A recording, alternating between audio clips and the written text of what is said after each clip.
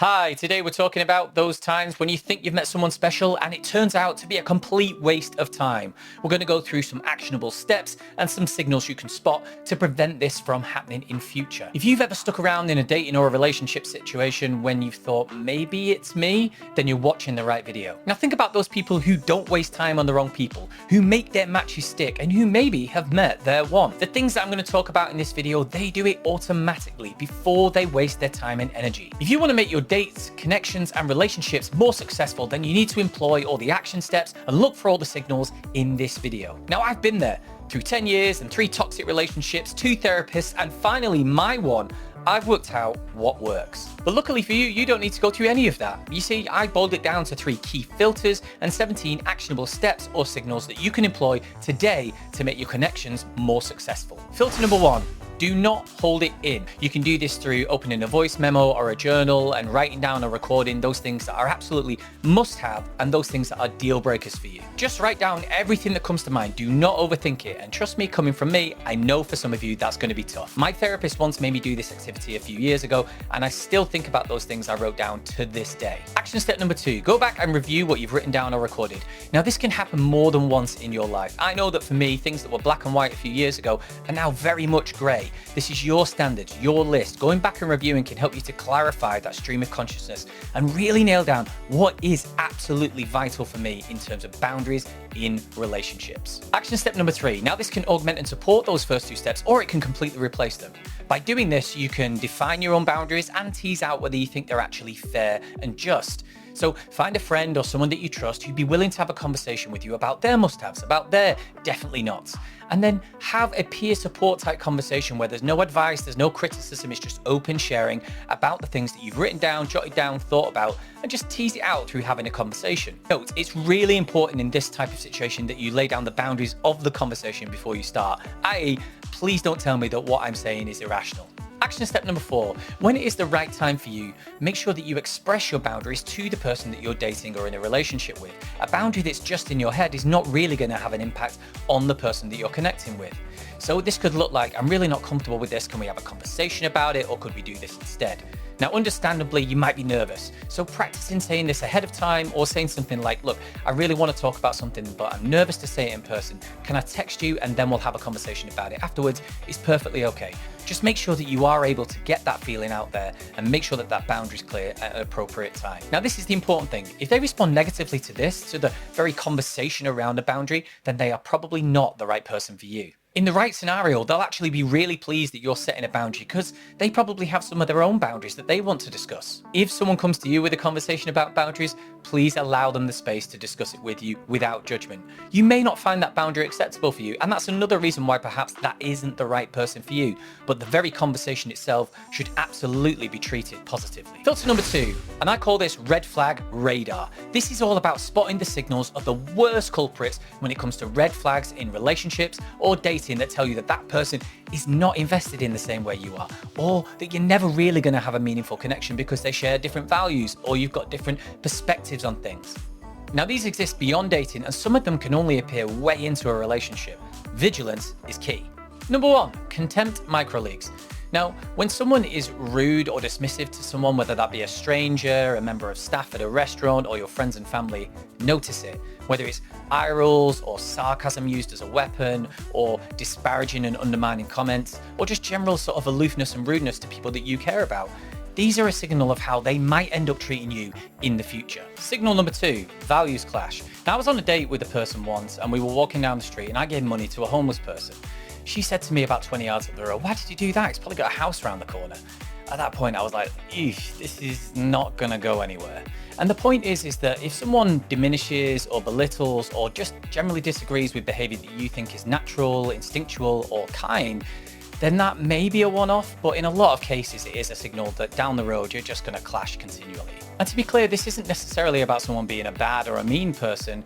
It's just that sometimes your values don't align. I remember early on having a conversation with an ex about how she was so angry about the amount of tax that her hedge fund managing millionaire father was paying whilst my family were working frontline during the pandemic in the NHS. I bit my lip, I let that conversation go, and it was in fact that difference in values that ultimately was the real catalyst towards the end of our relationship. Values matter, and you can spot that really early on. Signal number 3, love bombing at pace.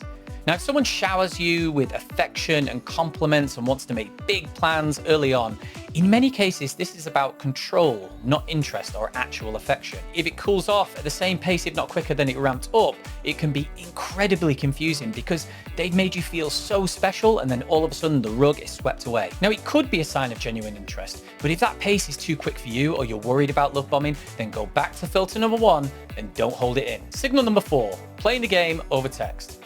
Now, if you've ever dated someone who gets irate when you don't respond very quickly but leaves you on red for 24 hours, then this is usually a tactic to manipulate you and create anxiety and dependency.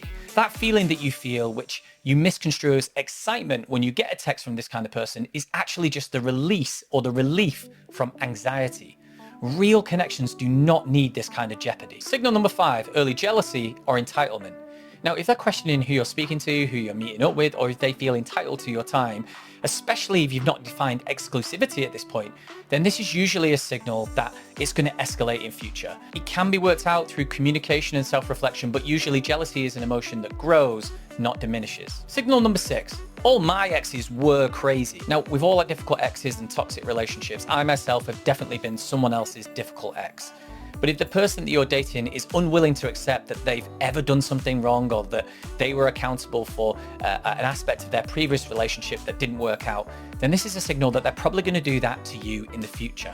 Toxic relationships are often two-way. Accountability matters. Signal number 7, boundary brush off. Now, if you're saying, I can't meet on Wednesday, and they keep pushing, oh, come on, let's meet Wednesday, let's do that, come on, we can make it work.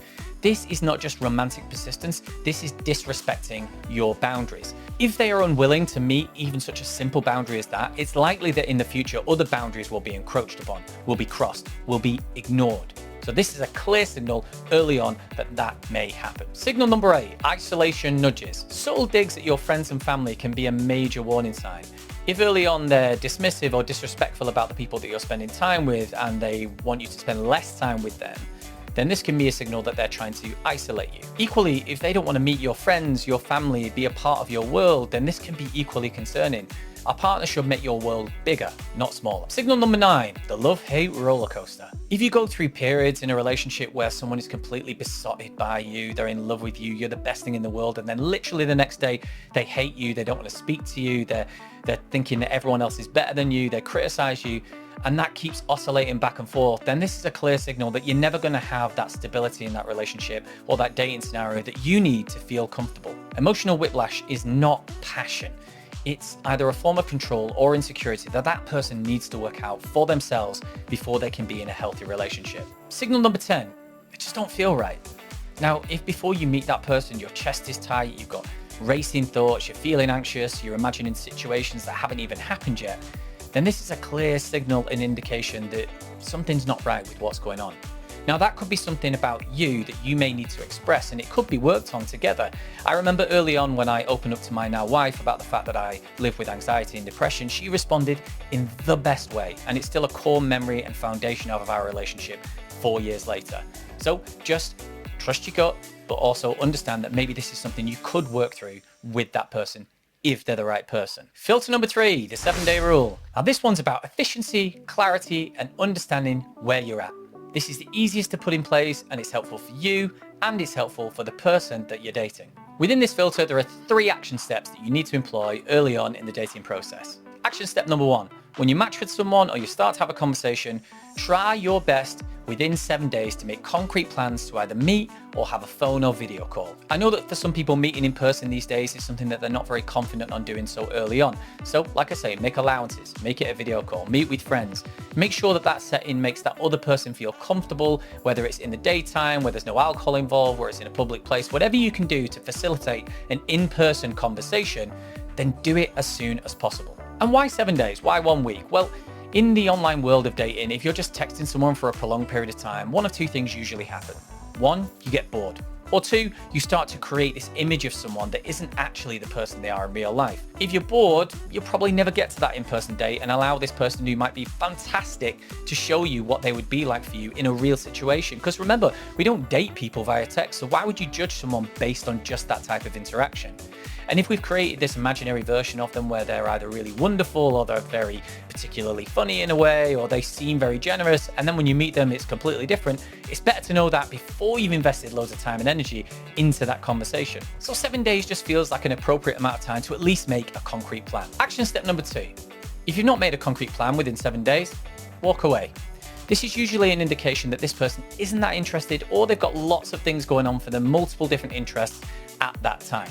Now that's okay, that's their prerogative, but for you, I suggest walk away, protect your own energy, protect your own space. Now, if they come to you and admit they've made a mistake, then it's up to you to express whether or not that's a boundary permanently crossed. Either way, I think they'll respect you for having the boundary in the first place. Action step number 3. Remember that this 7-day rule is about clarity, not pressure. Never put pressure on someone to meet with you. That's the whole point. It should be something that comes easily and naturally and that you both want. This 7-day rule is about protecting your time and your energy and getting clarity early on as to whether or not this connection is genuine, real, and could go somewhere. A good example of this is how I met my wife. I liked her on Hinge about a month before she liked me back. This is because she kept coming to my profile and saying, I'm really not in the headspace to meet with this person right now. They feel like someone I want to give a bit more attention to. No, she was completely right.